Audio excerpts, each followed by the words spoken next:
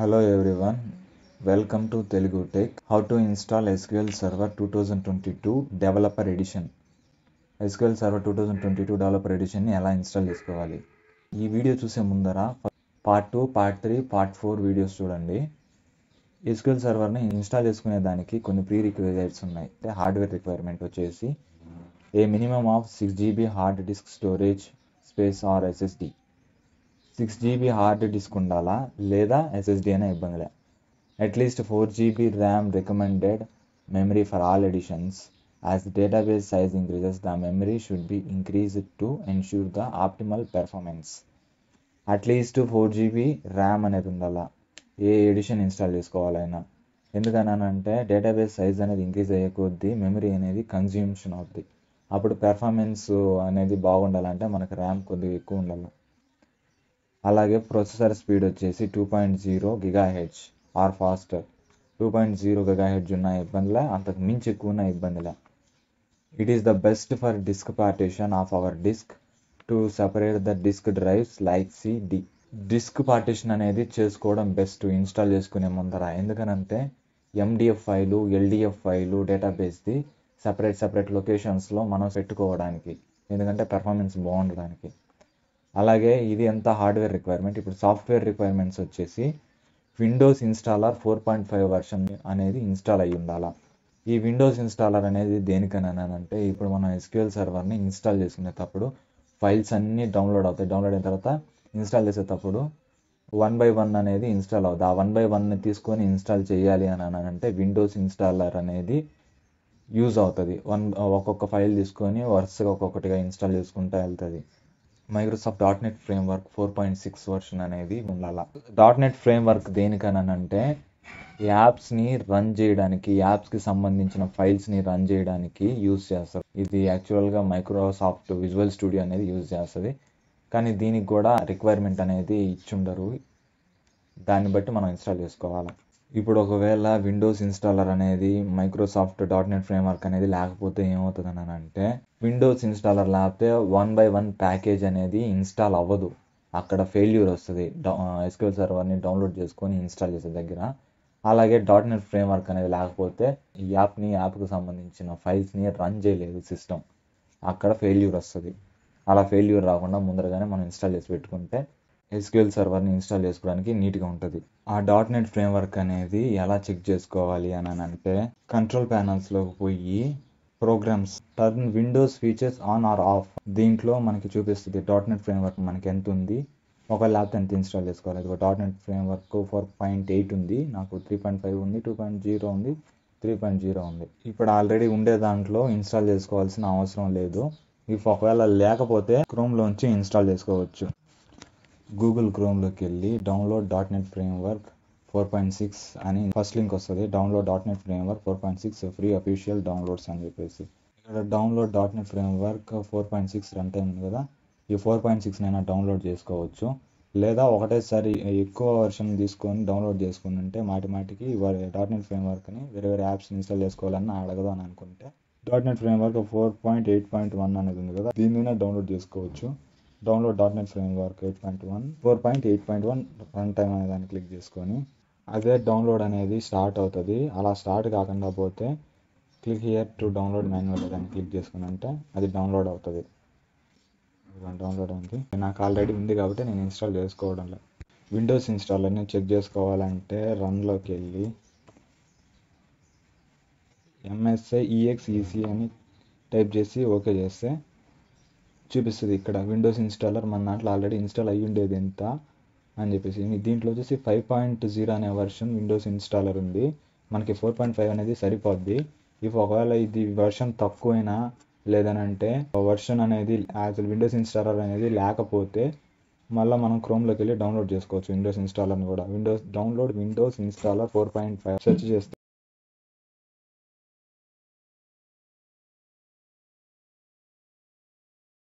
Free download for Windows అని click చేస్తే download అవుతుంది. దీన్ని ఇన్స్టాల్ చేసుకోవడం. ఇప్పుడు SQL సర్వర్ని డౌన్లోడ్ చేసుకుందాం.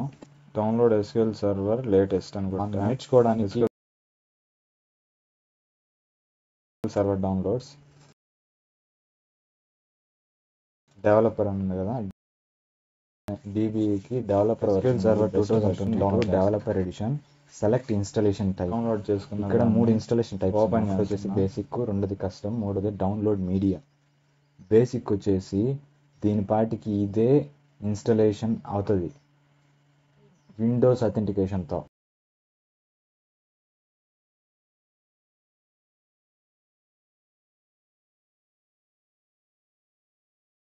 అది విండోస్ అథెంటికేషన్ కాబట్టి మన పాస్వర్డ్స్ ఏమి ఇవ్వాల్సిన అవసరం లేదు. ఇది ఇన్స్టాల్ చేసేటప్పుడు బేసిక్ ఇన్స్టాలేషన్ క్లిక్ చేసి డైరెక్ట్ అవుతుంది.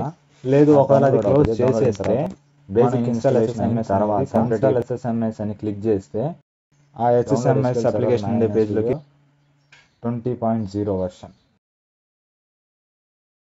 ఇట్లాగా సెర్చ్ చేసుకోవచ్చు. సెర్చ్ చేసిన తర్వాత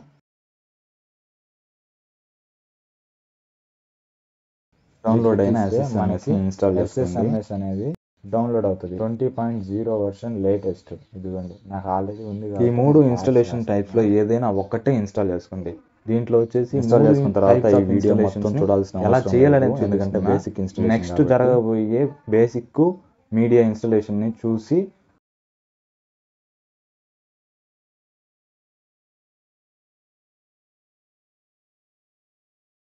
SQL సర్వర్ 2009 ఆ రెండిట్లో కూడా ఒకటే ఇన్స్టాల్ చేసుకోండి.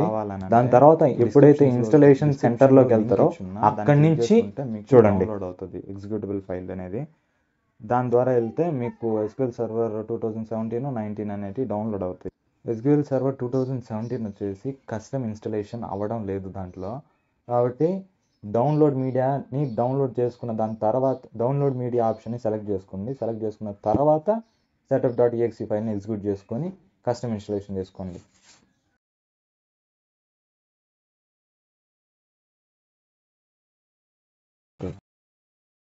ISO డౌన్లోడ్ మీడియా అనే ఆప్షన్ వచ్చేసి మనం డౌన్లోడ్ చేస్తే కేవలం ఫైల్స్ ఒకటే డౌన్లోడ్ అవుతుంది. డౌన్లోడ్ మీడియా క్లిక్ చేసా, సెలెక్ట్ చేసా, ఈ విధంగా ఫైల్స్ అనేవి డౌన్లోడ్ అవుతాయి. setup.exe అనే ఫైల్ మీద రైట్ క్లిక్ ఇచ్చి రన్ యాజ్ అడ్మినిస్ట్రేటర్ కొడితే ఇన్స్టాల్ అవుతుంది. ఇన్స్టాలేషన్ సెంటర్లోకి వెళ్ళిపోతుంది. ఈ setup.exe అనే ఎగ్జిక్యూటబుల్ ఫైలే అట్లాగే డౌన్లోడ్ మీడియాలో కూడా అలాగే సెలెక్ట్ చేసుకోవచ్చు. ఇంకో టైప్ వచ్చేసి కస్టమ్ అనమాట. దీంట్లో ఫీచర్స్ని మనమే సెలెక్ట్ చేసుకోవచ్చు. డౌన్లోడ్ మీడియా అనే దాంట్లో మనం setup.exe అని క్లిక్ చేసి తర్వాత లోపలికి వెళ్ళాం. కానీ ఈ కస్టమ్ అనేది అట్లా కాదు. ఇది డౌన్లోడ్ చేసుకోవచ్చు ఫాస్ట్గా. setup.exe అనేది ఇదే ఆటోమేటిక్గా exe అనేది క్లిక్ చేసా.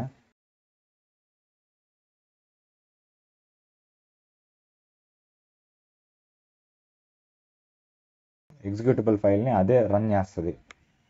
ఇక్కడ న్యూ సర్వర్ ఇన్స్టాలేషన్ మెయింటైన్ కదా, అడ్వాన్స్ ఆప్షన్స్ ఏమి మనకి ఇన్స్టాలేషన్ రూల్స్ చెక్ చేస్తుంది. తర్వాత వచ్చేసి ప్రోడక్ట్ యొక్క అప్డేట్స్ ఏవైనా ఉంటే ఆ అప్డేట్ని చెక్ చేసి దాన్ని ఇన్స్టాల్ చేస్తుంది.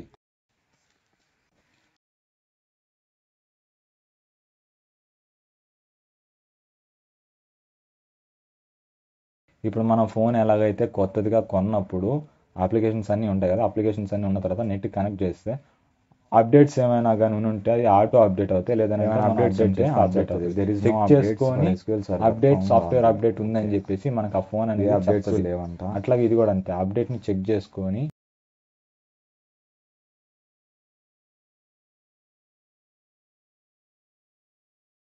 తర్వాత ఈ రెండు ఆప్షన్స్ కూడా పెర్ఫార్మ్ న్యూ చెక్ చేస్తున్నారు. SQL సర్వర్ 2022 ఈ విండోస్ 5 అనేది existing warning of SQL server, but ఇదేం ఇబ్బంది లేదు. నెక్స్ట్ ఇన్స్టాలేషన్ చేయడానికి దీన్ని క్లిక్ చేసుకోవచ్చు. లేదా ఆల్రెడీ ఎగ్జిస్టింగ్గా ఉండే వాటిల్లో దానికి ఫీచర్స్ ఏదైనా యాడ్ చేసుకోవాలంటే దీన్ని క్లిక్ చేసుకొని ఏడ అవైలబుల్ సర్వర్లో ఏమేమి ఉన్నాయో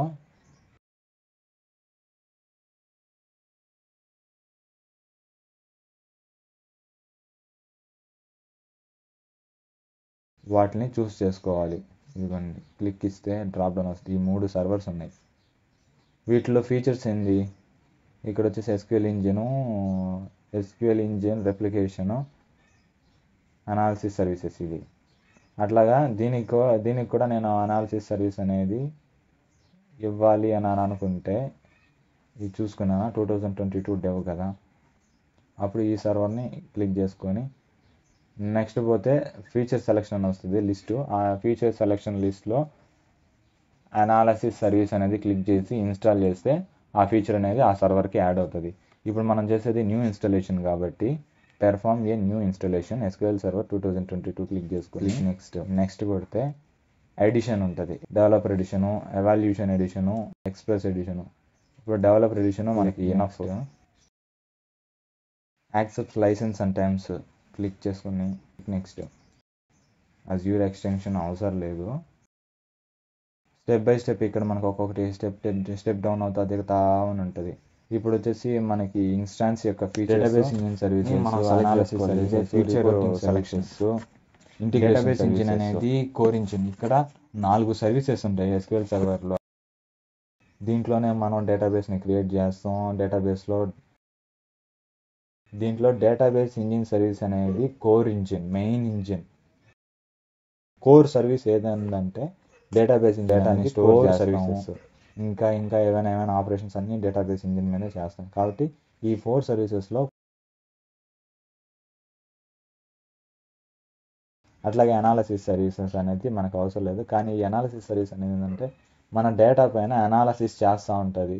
ఇప్పుడు ఒక బిజినెస్ ఉంది, ఆ బిజినెస్లో ఒక 3 monthsకి ఇంత డేటా అనేది వచ్చి ఉంటుంది. ట్రాన్సాక్షన్ పరంగా కానీ ఇంకేదైనా పరంగా వాళ్ళు అనాలసిస్ చేస్తారు దానిపైన. ఎందుకంటే గ్రోతింగ్ కోసం ఆ అనాలసిస్ చేస్తే 2-3 సర్వర్లకు అర్థమవుతుంది డేటాని కలెక్షన్ చేసుకోవాలని మెయిన్ సర్వర్లో లోడ్ చేయాలా అని చెప్పేసి.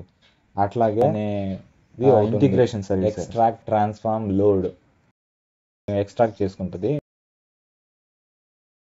అదే ETL యూనివర్సిటీ అనే యూనివర్సిటీ ఉంది, దానికి వచ్చేసి సెపరేట్ సర్వర్స్, కాలేజెస్ అన్ని వేరే సర్వర్స్ సర్వర్కి లోడ్ చేస్తుంది. వాటి సర్వర్స్ నుంచి అన్నిటి నుంచి ఇన్ఫర్మేషన్ తీసుకొని ఎక్స్ట్రాక్ట్ చేసుకొని లోడ్ చేసుకుంటుంది.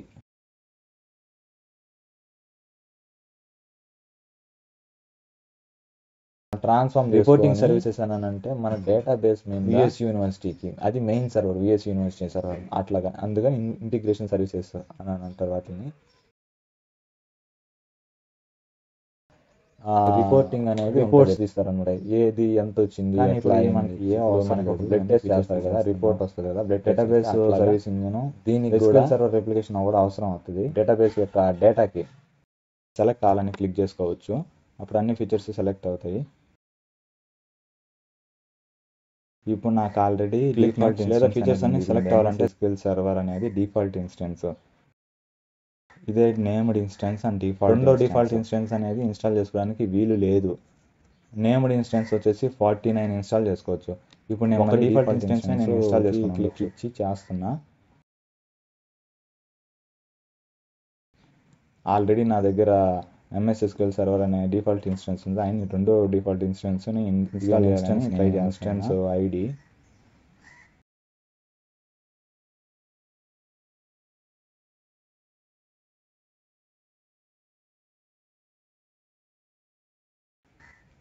అదిగోండి error. There is a validation errors on this page, click on okay, close this dialog box, review errors at the bottom. ఈ ఎర్రర్ అది ఎందుకంటే ఆల్రెడీ ఉంది మన దగ్గర డిఫాల్ట్ ఇన్స్టెన్స్ అనేది.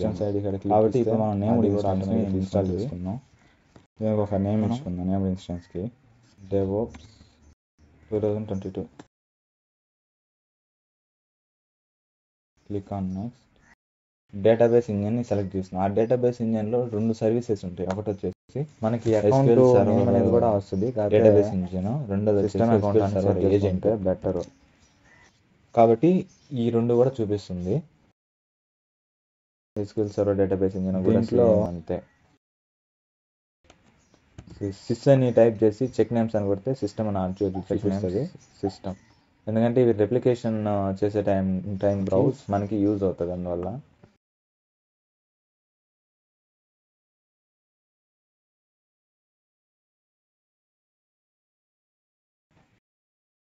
అట్లాగే స్టార్టప్ టైప్ వచ్చేసి మాన్యువల్ కాదు, ఆటోమేటిక్ చేసుకుందాం. ఎందుకంటే మన సర్వర్ ఎప్పుడైనా ఆగిపోయినా కూడా ఆటోమేటిక్గా రన్ అవ్వాలి కాబట్టి. అట్లాగే కొలేషన్ అని అంటే లాంగ్వేజ్, వేరే కంట్రీస్ ఉంటాయి, మన డిఫాల్ట్ లాంగ్వేజ్ యూజ్ చేసుకోవాలని అనుకుంటే వాళ్ళ లాంగ్వేజ్ లాటిన్ జనరల్. అట్లాగే దీంట్లో కస్టమైజ్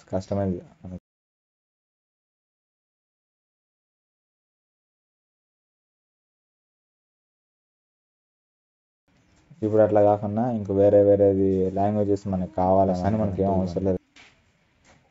ఇవన్నీ సపరేట్ అని పెడుతున్నా. స్వీడిష్, ఉక్రెయిన్ ఇవన్నీ సపరేట్ లాంగ్వేజెస్. క్లిక్ చేస్తాను, నెక్స్ట్ పోతున్నా. మిక్స్డ్ మనకి సా అనే అకౌంట్ అదే సిస్టమ్ అడ్మినిస్ట్రేటర్ సా అకౌంట్. పాస్వర్డ్ అనేది సెట్ చేసుకుంటున్నా. ఈ పాస్వర్డ్ అనేది మనం ఖచ్చితంగా గుర్తుపెట్టుకుని తీరాలి. ఎందుకనంటే మనం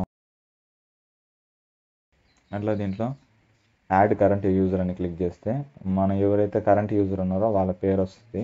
తర్వాత డేటా డైరెక్టరీస్. ఈ డేటా డైరెక్టరీస్లో సిస్టమ్ డేటాబేస్ రూట్ డైరెక్టరీ వచ్చేసి మాస్టరు, మోడలు, టెంపు, ఎంఎస్డిబి. ఈ డిబిల యొక్క ఎల్డిఎఫ్ ఫైల్, ఎండిఎఫ్ ఫైల్ వచ్చేసి ఈ లొకేషన్లో సి డ్రైవ్లో. యూజర్ డేటాబేస్ డైరెక్టరీ వచ్చేసి ఈ సి డ్రైవ్లో ఈ ఫైల్లో సేవ్ అవుతుంది. అట్లాగే యూజర్ డేటాబేస్ లాగ్ డైరెక్టరీ ఇదే LDF file. User database directory ఆటోమేటిక్గా ఫైల్కి సంబంధించింది. అట్లాగే బ్యాకప్ డైరెక్టరీ అని అంటే ఇది మనం ఎప్పుడైతే MDF file, LDF file separate drive లో సెట్ చేసుకుంటే పెర్ఫార్మెన్స్ బాగుంటుంది కదా. ఈ లొకేషన్ లో దీన్ని వేరే ఏ లొకేషన్ అయితే సెట్ చేస్తామో ఆ లొకేషన్ లో సేవ్ చేస్తుంది.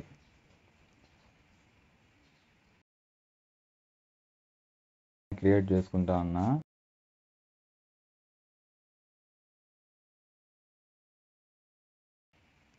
వీటిలో కొత్త ఫోల్డర్స్ అనేటివి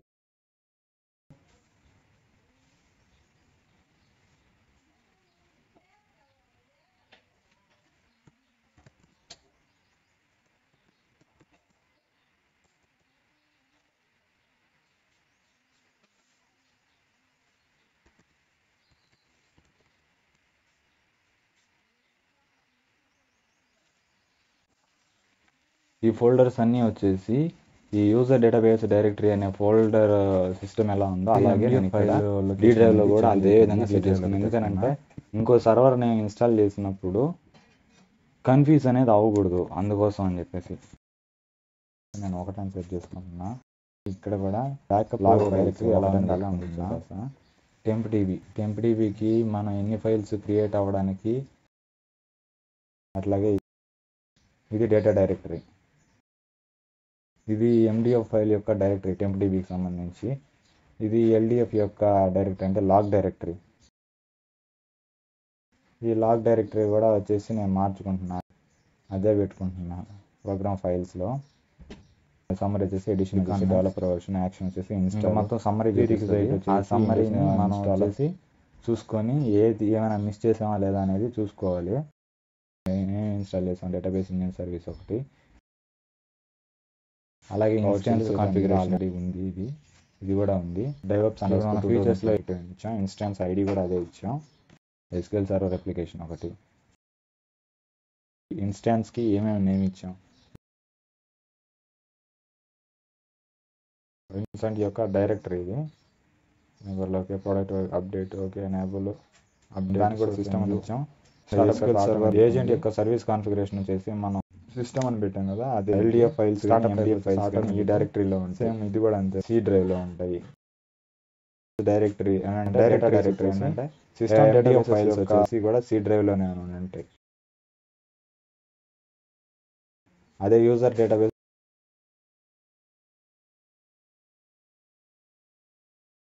ఇప్పుడు యూజర్ డేటాబేస్ యొక్క లాగ్ డైరెక్టరీ వచ్చేసి మనం చేంజ్ చేసాం కదా డి డ్రైవ్లోకి. ఇదిగోండి డి డ్రైవ్లోకి ఒకటే ఇచ్చాం.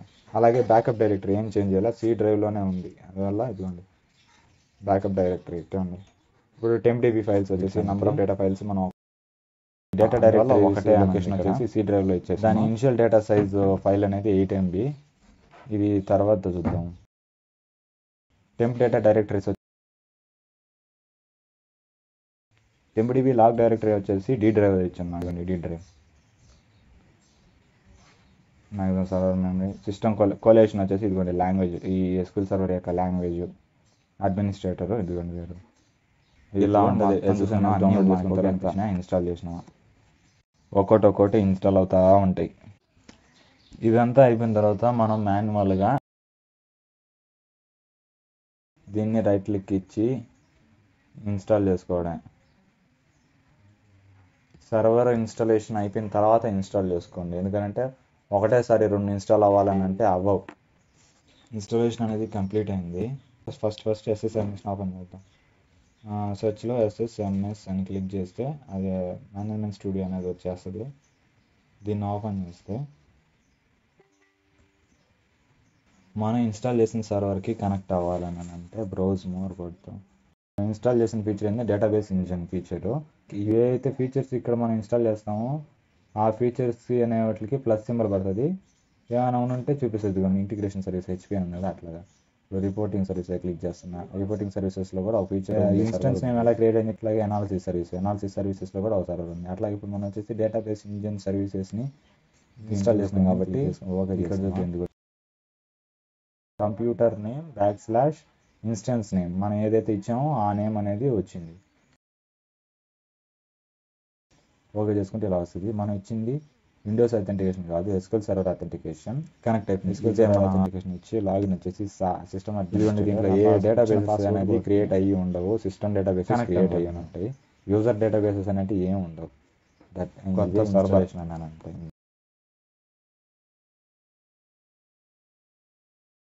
డిస్క్రిప్షన్లో లింక్ ఇచ్చున్నా దాన్ని క్లిక్ చేసుకుంటే మీకు డౌన్లోడ్ అవుతుంది ఎగ్జిక్యూటబుల్ ఫైల్ అనేది. ఎస్క్యూఎల్ సర్వర్ దాని ద్వారా వెళ్తే మీకు ఎస్క్యూఎల్ సర్వర్ వర్షన్ 2017 అనేది డౌన్లోడ్ అవుతుంది. ఎస్క్యూఎల్ సర్వర్ 2017 వచ్చేసి కస్టమ్ ఇన్స్టాలేషన్ అవ్వడం లేదు. దాంట్లో